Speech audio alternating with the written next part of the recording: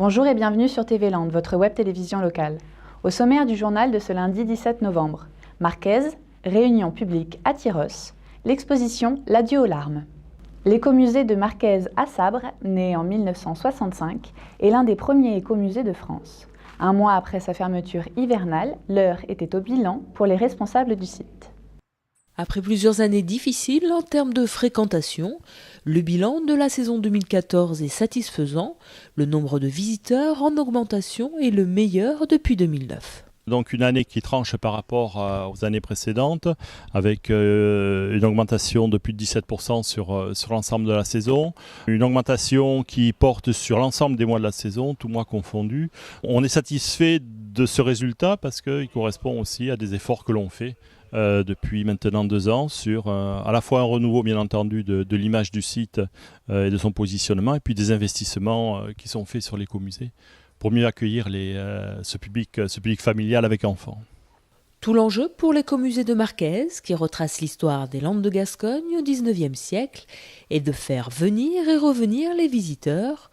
Pour ce faire, les investissements entamés cette année vont se poursuivre pour réenchanter le site. Absolument, ça a toujours été l'idée de ces investissements, d'abord de faire des investissements qui puissent changer évidemment la destination, de faire en sorte qu'au niveau marketing on puisse véritablement rajeunir un petit peu aussi l'image, et puis dire aujourd'hui que oui, Marquez est aussi un produit touristique. Ça veut dire que quand vous êtes en vacances, par exemple sur la côte landaise ou sur la côte aquitaine, vous pouvez penser à la destination Marquez pour une journée, 2 jours, pourquoi pas. Faire en sorte tout simplement de se dire, il y a aujourd'hui des activités qui sont intéressantes, qui vont faire en sorte que je vais y aller avec l'ensemble de ma famille, que je vais conseiller à d'autres de venir. C'est autour de ce réenchantement, autour de cette destination qui est finalement la Haute-Lande et Marquez en particulier qu'on souhaite vraiment investir. Le parc de Marquez mise donc sur plus de services et d'animation, mais aussi sur des outils numériques et interactifs. C'est évident qu'aujourd'hui, pour pouvoir faire connaître notre destination, qu'il faut qu'on soit présent sur le web. On a un site depuis l'an dernier qu'on va essayer d'améliorer, notamment avec le paiement en ligne des tickets, avec un certain nombre d'outils qui permettront de visiter l'écomusée, qui permettront de connaître un tout petit peu tout ce qu'on a à l'intérieur de cet écomusée. Il y a des pièces assez extraordinaires sur l'histoire des Landes, sur l'histoire de la Haute-Lande.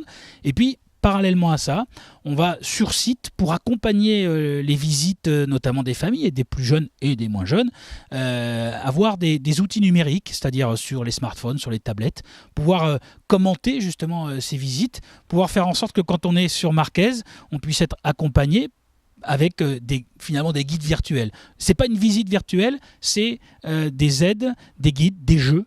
Faire en sorte que les enfants qui vont être sur le site puissent aussi avoir des outils pour jouer. C'est, je crois, très important. Il faut évidemment qu'on ait des outils qui soient un petit peu plus dans l'air du temps. Et pour ça, on a d'ailleurs fait appel à Cap Science qui nous accompagne dans ce réenchantement et d'une manière qui, je crois, est assez originale. Des nouveautés à découvrir dès le printemps prochain pour la réouverture du site. Lundi soir, la nouvelle municipalité tyrossaise a tenu sa première réunion publique depuis les élections, comme promis lors de la campagne.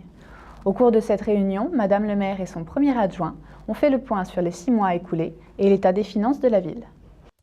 Une bonne centaine de personnes étaient présentes à la salle de Bury pour cette première réunion qui a débuté par la présentation des principales actions menées depuis l'installation de la nouvelle équipe à la tête de la ville. En 6 mois, hormis les actions qui se retrouvent chaque année, nous avons ouvert une maison des associations à l'ancienne école de musique. L'espace de jeu pour enfants sera inauguré le 18 novembre prochain. Nous sommes en train de préparer le PPI pour les 6 prochaines années. Donc vous avez vu ce soir, il y a beaucoup de questions sur les dessertes de Tyrosse et le fait que le centre-ville soit engorgé. Donc dans le cadre du PPU, nous allons remettre ce chemin du Baron à l'ordre du jour, de façon à pouvoir avancer et désengorger la ville de Tyrosse, éviter que le week-end les voitures ne passent dans les lotissements, surtout à des vitesses excessives, d'où l'utilité de faire avancer ce dossier. Désengorger le centre-ville, mais aussi le rendre plus attractif, font partie des priorités de la municipalité. Plusieurs actions ont déjà été menées. Nous avons redynamisé le marché du vendredi par de nouvelles animations. Deuxièmement, nous avons créé un marché de producteurs le samedi matin, en laissant la mairie ouverte pour que les personnes qui travaillent à l'extérieur de Tyrosse aient l'occasion de pouvoir venir faire tous les documents administratifs. Et le marché de produits de pays, ça dynamise, ça invite les Tyrossais à venir un petit peu au centre-ville. Autre point abordé au cours de la réunion, l'état des finances que le premier adjoint qualifie de très préoccupant avec peu de marge de manœuvre. Ça ne s'est pas fait en 2 ans, si vous voulez. Ça, c'est quelque chose, si on remonte, c'est dans les 10 ou 15 dernières années. On est sur une commune avec peu de ressources propres. Donc, en fin de compte, dès qu'on commence à faire des investissements qui dépassent un peu nos capacités, on se retrouve ce qu'on appelle vulgairement pendu. On est très vite, on frôle des situations de surendettement. Malgré la baisse des dotations de l'État, la municipalité s'engage à ne pas augmenter la part communale des impôts et à tout faire pour reprofiler la dette. Notre première action, c'est de remettre à plat donc, nos finances de façon à se dégager des marges de manœuvre. On va, en diminuant, si vous voulez, notre annuité au niveau de la dette. On est en train de renégocier des emprunts. On va probablement faire 1 ou 2 sessions d'actifs plus importantes de façon à se désendetter. Et on va permettre d'avoir un autofinancement qui va nous dégager, si vous voulez, des possibilités pour pouvoir réaliser le programme qu'on a présenté au Tyrossais sur lequel on a été élu. Dans des programmes comme Madame le maire vous en a parlé d'ailleurs, de la réfection des arènes, d'une salle polyvalente digne de ce nom, etc., etc. Tous les ans, à la même époque, la municipalité fera son bilan au cours d'une réunion publique. Des réunions qui seront complétées par des réunions de quartier avec la mise en place de comités de quartier où chaque Tyrossais peut déjà s'inscrire. Pour le centenaire de la guerre 14-18, l'Office tyrossaise de la culture a invité pour la première fois l'exposition L'adieu aux larmes du 12 au 17 novembre. Plus qu'une simple exposition d'objets anciens, c'est une redécouverte de l'histoire. Regardez. En cette année du centenaire de la Grande Guerre, nous accueillons avec solennité cette exposition commémorative, L'adieu aux larmes. Elle nous a été proposée par M. Roland Delanoë, qui est très impliqué dans la guerre de 14-18, puisqu'il a une collection impressionnante à sa disposition. Cette exposition, il l'a menée avec amour, et c'est vraiment un puits de science sur la guerre de 14-18. D'abord, ça m'a rapproché de mon grand-père qui est mort en 1915. Je ne l'ai jamais connu, on m'avait parlé un peu de lui, mais là je pense qu'il m'a aidé dans toute cette exposition par son tempérament. Et c'est important ce devoir de mémoire, ça va leur donner une nouvelle approche de l'histoire de France et puis de ce moment misérable, il faut dire ce qui est. Moi ce qui m'intéressait, c'était ce qui s'est passé dans les Landes à ce moment-là, et l'esprit de cette guerre dans les Landes, pour le comprendre mieux. Et en fouillant dans les archives un peu partout, dans tous les vieux livres que je possède et un peu partout, j'ai trouvé plein d'anecdotes qui sont intéressantes et qui enrichissent cette exposition. Après un long et laborieux travail de recherche, 98% des objets de cette exposition sont d'époque. Du jouet pour enfants aux revues de sport, Roland Delanoë nous raconte ses anecdotes de la plus simple à la plus tragique. C'est un hochet de bébé et je vous explique, le soldat, il arrive à la gare à Mont-de-Marsan, il a son bébé dans les bras, il a 23 ans. Et puis il serre son bébé et avant de partir, il le remet dans les bras de la maman et il a oublié le hochet dans la poche. Et ce garçon, il a fait 4 ans de guerre, il a été aux Dardanelles et tout, il n'a jamais réussi à rentrer à la maison, son gosse a grandi et lui est persuadé qu'il était vivant parce qu'il avait le hochet.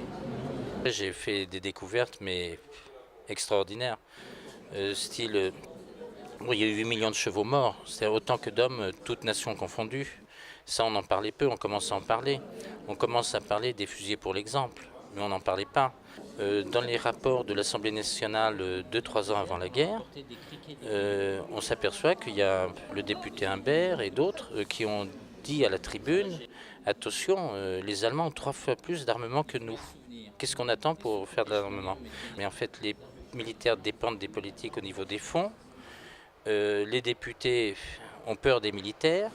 Donc ça faisait une guerre entre eux et personne n'écoutait personne, ce qui fait qu'on s'est retrouvé à l'arrivée de la guerre avec un magnifique pantalon rouge pour défiler, des vestes avec des boutons dorés, tout ça c'est très beau, mais pour faire la guerre c'est compliqué. Les militaires ont refait des costumes, les députés ont voté des crédits pour qu'il y ait des costumes bleu horizon, mais on a toujours mis des boutons dorés, donc on s'est mis à mettre des boutons noirs.